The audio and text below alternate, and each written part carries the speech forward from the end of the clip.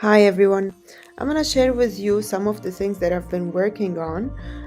Throughout this course, which was an amazing course, I developed a page on my website to help me gather the resources and keep track of what I need to benefit from, and to refer to them. So I'm gonna show you the published version of this website.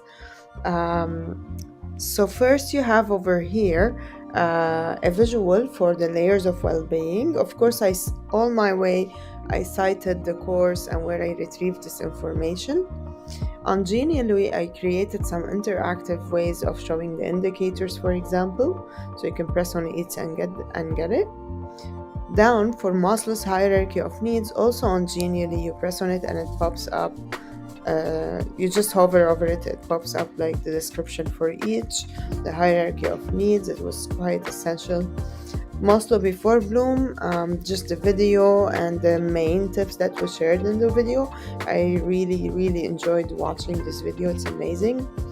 And then I designed something for the understanding emotions. Also, the videos that were shared by Inside Out, such amazing tools, honestly. I am so impressed. And it's amazing to share and to use it as a resource in the class. Also, I cited the course here. Now, if you go down to Cell, Social Emotional Learning, you will find another page that I designed, also the same resource here, but then you have the Cell and the Castle framework, and I will definitely recommend those to our psychologist in the school. And I used the picture from the article for the whole child framework to design something interactive on Genially to show the description for each, which is something interesting and can be used for workshops and so on. It's also a resource for me, a reference.